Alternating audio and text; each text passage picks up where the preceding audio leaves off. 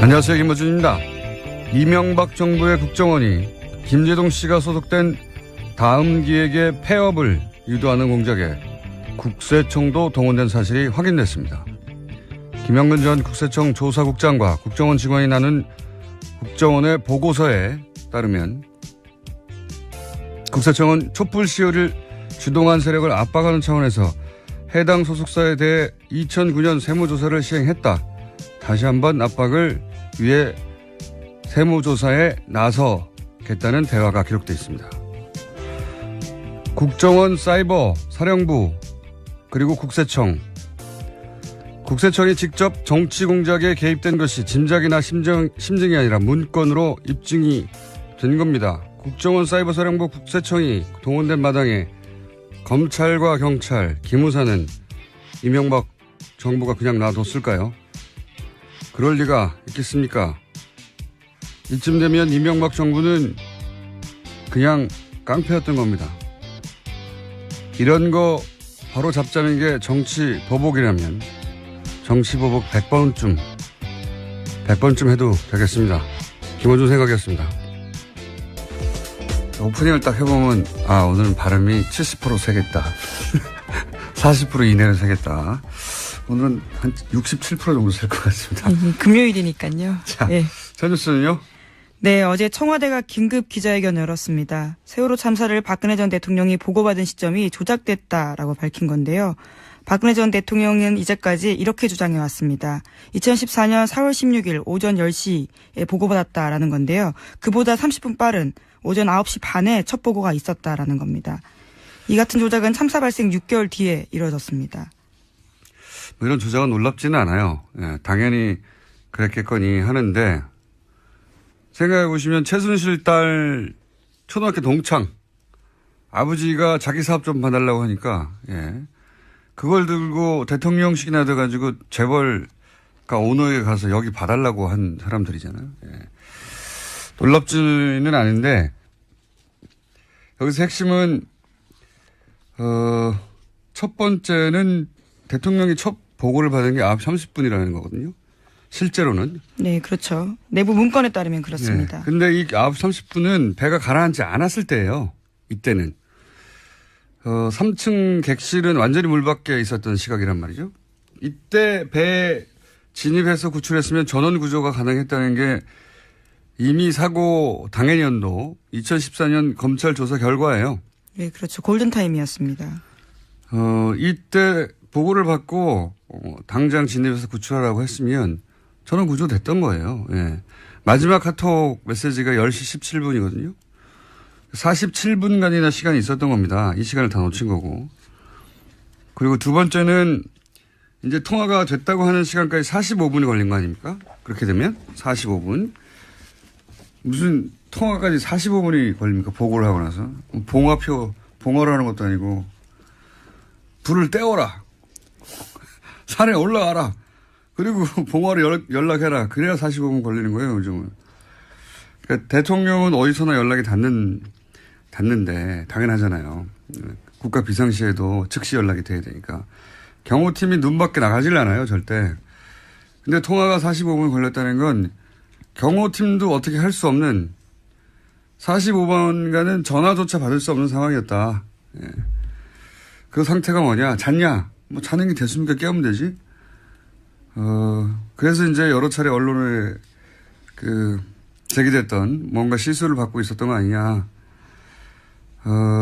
그리고 서로 시술을 받고 있다고 해도 대면 보고도 아니고 전화인데, 그렇게 오래 걸렸다는 건 이 청와대 영내 없었던 거 아니냐.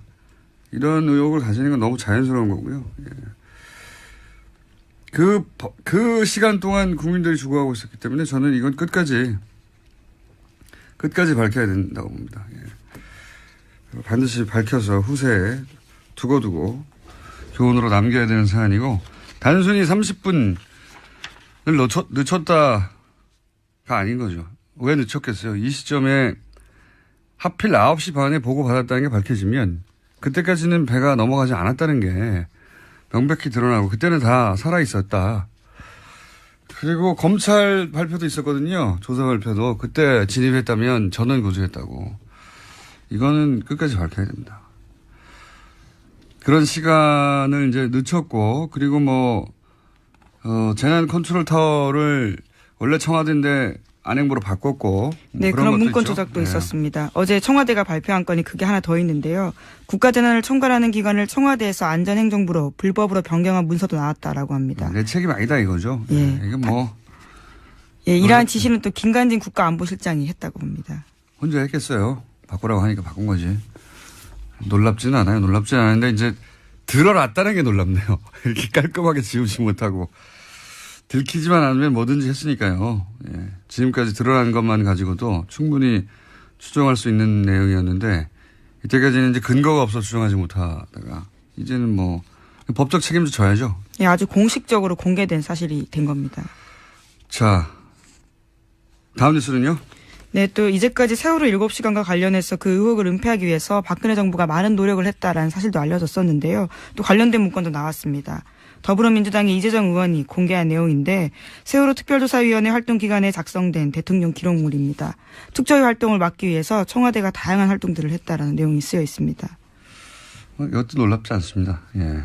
대통령이 청와대에서 당시 정상적으로 대응했으면 공개 못할 게 뭐 있습니까? 예.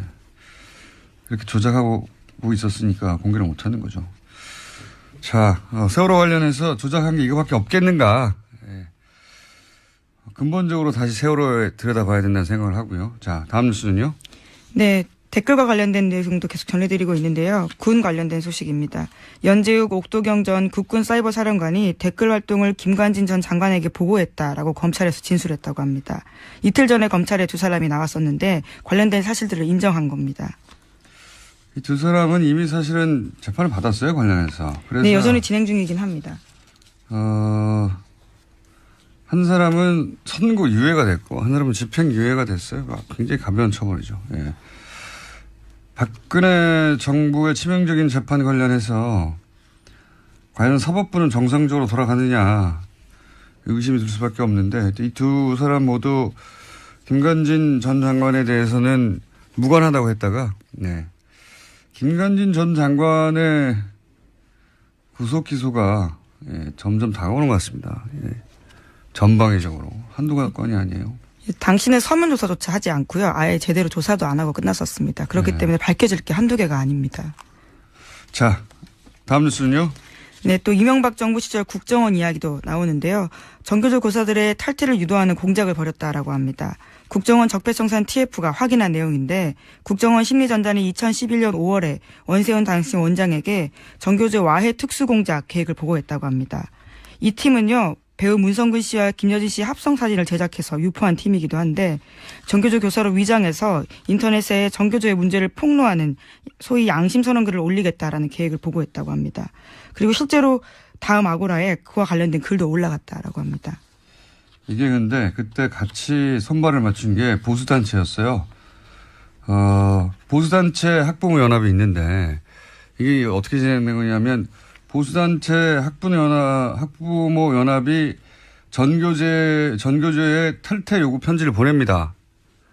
6만 통. 네, 전국에다가 보냈습니다. 거기도 돈이 꽤 들었습니다. 네. 그 돈도 굉장히 들었고. 예, 3천만 원. 예. 그리고 그런 편지를 받자 그 편지를 받은 가짜 교사가 양심 선언을 하는 시나리오예요. 그냥 된 게 아니고. 예, 이것도 놀랍지 않아요. 예. 전형적인 이제 정례 분열 교란 작전인데 이 국정원은 국민들을 적으로 상대하고 적으로 상대해서 하는 모든 행위를 다 했기 때문에 이것도 당연히 했을 것 같아요. 왜냐하면 기억하시는지 모르겠는데 국정원 직원이 안수기도를 받아서 목사 신분이 되어서 예.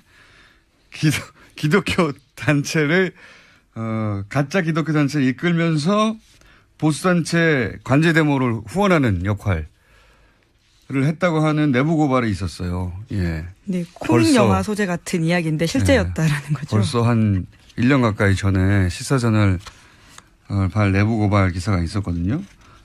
반신반의했을 수도 있어요. 그때는 이걸 보면 그랬겠거니 합니다. 이렇게 되면은 추적하다가 배우가 누구야 했더니 기독교 단체가 하나 나오고 이거 누가 운영하는 거야? 했더니 진짜 안수 기도를 받은 목사님이 있는 거예요. 근데 알고 보니 한 발 더 들어가면 그 사람이 국정원 직원인 겁니다. 예. 정말.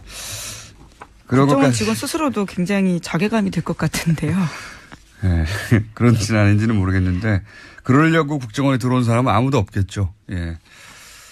그렇게 했으니 뭐 전교조 교사로 위장하는 것쯤이야 아무것도 아니겠죠. 예. 여기까지만 했겠나 싶습니다. 예. 안수기도 받고 목사 신분이 되어 기독교 단체를 만들어서 그걸 이끌고 그 목적이 관제 데모를 배후에서 지원하는 역할이었다고 하니까 자, 국정원이 그랬다고 합니다. 다음 뉴스는요? 네. 시사인이 계속 연례 조사하고 있습니다. 신뢰도라고 해서요. 언론, 사회, 정치 관련된 신뢰도 조사를 계속하는데 최근에 나온 신뢰도 조사에 따르면 가장 신뢰받는 방송 프로그램은 JTBC 뉴스룸이었습니다. 그런데 김어준의 뉴스공장의 선전도 눈에 띕니다. 그래요. 네, 6위를 차지했습니다. 다른 방송 프로그램들 순위를 좀 보면요. KBS의 뉴스 9시 뉴스가 2위를 했고요. 그리고 JTBC의 썰전이 3위를 했습니다. 그리고 SBS의 그것이 알고 싶다가 4위고요. 5위가 MBC 뉴스데스크. 바로 그 다음이 김어준의 뉴스공장입니다. 라디오로는 여기 처음 낀 것 같습니다. 네.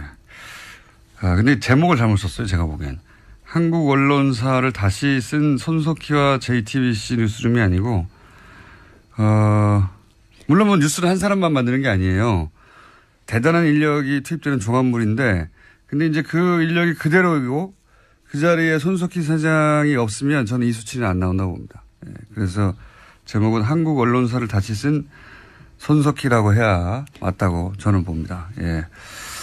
손석희 사장 혼자 영향력이 나머지 언론인 다 합친 거 비슷하잖아요. 반칙이에요, 이건. 네, 신뢰도도 높고요. 게다가 또 뉴스룸도 굉장히 높게 나왔기 때문에 그렇게 제목이 뽑혔습니다. 네. 아니 그러니까 손석희 없는 뉴스룸이 똑같은 수치를 내겠느냐? 저는 아니라고 보기 때문에. 근데 이 조사를 이렇게 보면 10년 전 이명박 박근혜 정부 시작하기 전만 하더라도 KBS, MBC 각각 신뢰도가 1, 2였어요. 예, 1, 2위. 근데 지금은 KBS는 JTBC 절반도 안 되죠. 그리고 MBC는 가장 불신하는 매체 네, 그렇습니다. 2위입니다. 2위. 예. 1위는 뭐 부동의 조선일보고요. 항상 조선일보였으니까.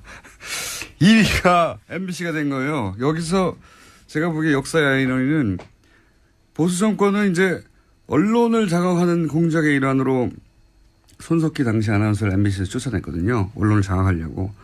그런데 그 공작의 결과가 오히려 보수 정권을 무너뜨리는 언론사 사장으로 가는 길을 만들어준 거예요. 이게 제가 보기에는 아이러니입니다.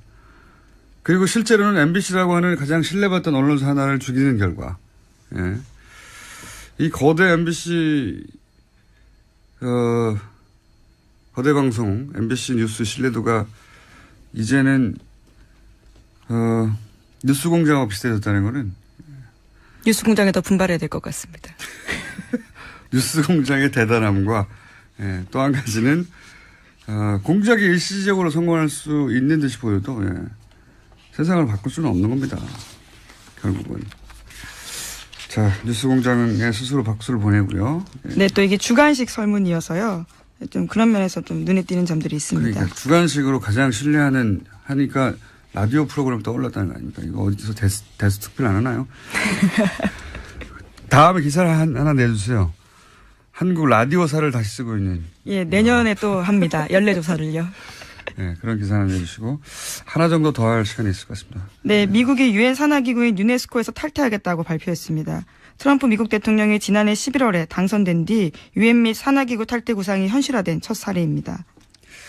트럼프 대통령은 기본적으로 다자주의 이런 걸 인정 안 합니다. 예, 다자주의라는 게 다른 국가와 미국이 대등한 관계 틀 속에서 어떤 그 사안에 대한 대처를 해나가는 건데 트럼프는 미국만 생각해. 미국 우선주의. 예. 그러니까 이런 유네스코 뿐만 아니라 유엔 자체에 대해서 부정적이고 유네스코를 탈퇴한 거는 철저히 친이스라엘이거든요. 그 트럼프가.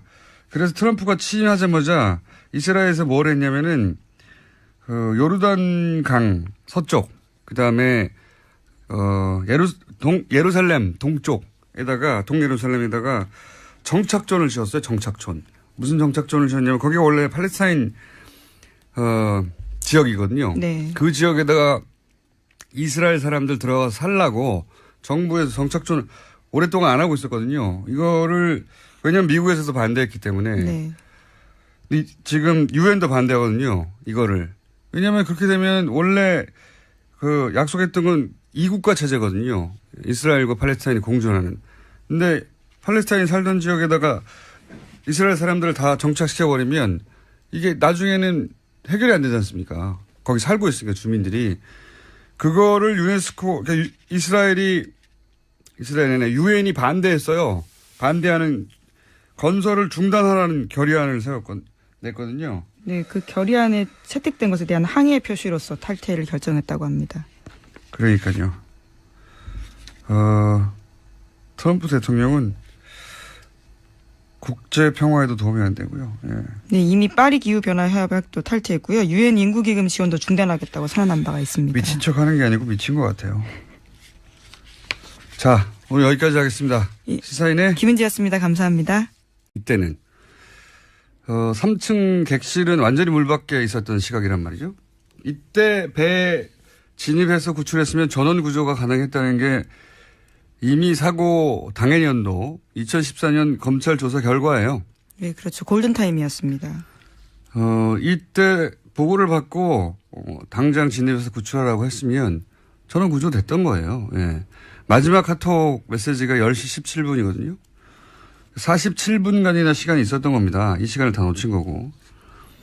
그리고 두 번째는 이제 통화가 됐다고 하는 시간까지 45분이 걸린 거 아닙니까? 그렇게 되고. 그리고 국세청이 직접 정치 공작에 개입된 것이 짐작이나 심증이 아니라 문건으로 입증이 된 겁니다. 국정원 사이버사령부 국세청이 동원된 마당에 검찰과 경찰, 기무사는 이명박 정부가 그냥 놔뒀을까요?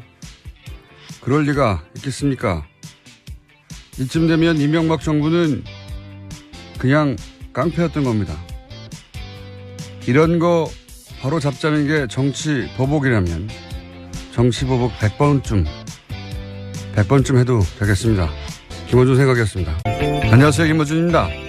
이명박 정부의 국정원이 김재동 씨가 소속된 다음 기획의 폐업을 유도하는 공작에 국세청도 동원된 사실이 확인됐습니다. 김영근 전 국세청 조사국장과 국정원 직원이 나눈 국정원의 보고서에 따르면 국세청은 촛불 시위를 주동한 세력을 압박하는 차원에서 해당 소속사에 대해 2009년 세무조사를 시행했다. 다시 한번 압박을 위해 세무조사에 나서겠다는 대화가 기록되어 있습니다. 국정원 사이버 사령부 오프닝을 딱 해보면 오늘은 발음이 70% 세겠다. 40% 이내로 세겠다. 오늘은 한 67% 정도 셀 것 같습니다. 금요일이니까요. 자, 네. 첫 뉴스는요? 네, 어제 청와대가 긴급 기자회견을 열었습니다. 세월호 참사를 박근혜 전 대통령이 보고받은 시점이 조작됐다라고 밝힌 건데요. 박근혜 전 대통령은 이제까지 이렇게 주장해 왔습니다. 2014년 4월 16일 오전 10시에 보고받았다라는 건데요. 그보다 30분 빠른 오전 9시 반에 첫 보고가 있었다라는 겁니다. 이 같은 조작은 참사 발생 6개월 뒤에 이루어졌습니다. 뭐 이런 조작은 놀랍지는 않아요. 예, 당연히 그랬겠거니 하는데 생각해 보시면 최순실 딸 초등학교 동창 아버지가 자기 사업 좀 봐달라고 하니까 그걸 들고 대통령식이나 돼가지고 재벌가 오너에 가서 여기 봐달라고 한 사람들이잖아요. 놀랍지는 않은데 여기서 핵심은 첫 번째는 대통령이 첫 보고를 받은 게 9시 30분이라는 거거든요. 실제로는. 네, 그렇죠. 내부 문건에 따르면 그렇습니다. 근데 이 9시 30분은 배가 가라앉지 않았을 때예요.